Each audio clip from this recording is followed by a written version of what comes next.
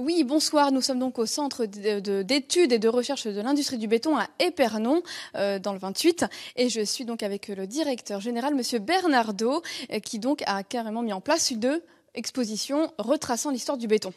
Oui, merci, bienvenue. Alors effectivement, nous avons voulu cette exposition Sacré Béton, avec un point d'exclamation, à l'occasion des 50 ans du CERIB qui ont été fêtés cette année. Alors le béton est ici retracé depuis l'origine, le béton romain, jusqu'au béton d'avenir, au béton de demain.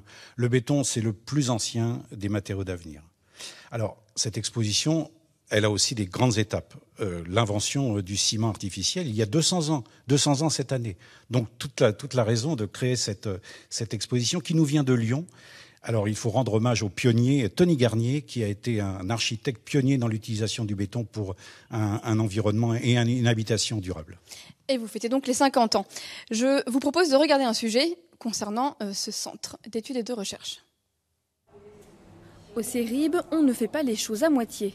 Le béton est testé sous toutes ses formes. Ce four unique au monde évalue la résistance du béton à plus de 1500 degrés. 100 capteurs sont installés. Ce matériau est le principal composant de nos habitations et la France exige des normes élevées de fabrication. Quand vous êtes dans un musée et qu'il y a un départ de feu, vous, ce que vous voulez, c'est pouvoir évacuer, sortir du musée ou de n'importe quel bâtiment, du stade, avant que tout s'écroule. Et donc, ce qui vous voulez, la réglementation, elle vous dit que pour les bâtiments qui vont recevoir du public, par exemple, où il y a aussi des normes sur les habitations, sur tout type de bâtiment, il doit être stable au feu pendant une certaine durée. Et donc, on vérifie que le béton, que l'élément qu'on teste, il est bien stable au feu pendant la durée qui est requise. Le béton existe depuis 2600 ans avant Jésus-Christ. C'est un mélange de chaux, de sable et d'argile. Au centre de recherche, les ingénieurs ont élaboré des nouvelles formules, notamment avec des fibres. Alors c'est un bloc qui vient de la région Centre. Il y a eu un financement de la région Centre pour développer ce nouveau produit.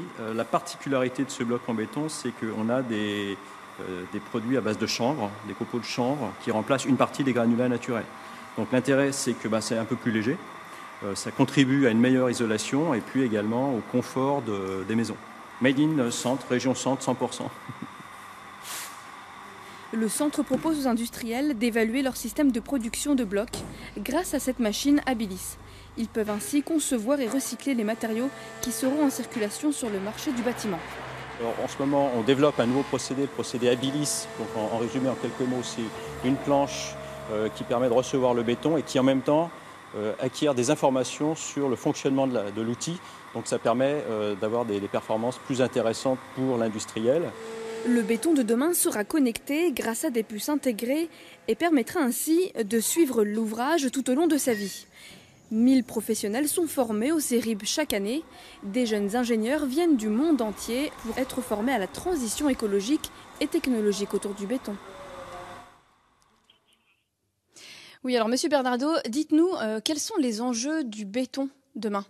Alors les enjeux du béton demain sont les enjeux de la construction. En fait, vous le savez, nous sommes dans une transition écologique, énergétique, et le béton doit répondre à ces défis pour une construction qui lutte contre le réchauffement climatique et qui offre un habitat, un cadre de vie agréable pour les occupants. Et tout ça dans des conditions économiques et soutenables. Alors, ce centre a une place importante sur le plan national et surtout international. Oui, nationalement, nous accompagnons effectivement 800 sites industriels en France, mais nous sommes présents en Europe. Alors en Europe, le CERIB est présent en normalisation, il est président du comité européen de normalisation et il a beaucoup de relations avec de nombreux laboratoires et universités européennes. Merci beaucoup. Merci.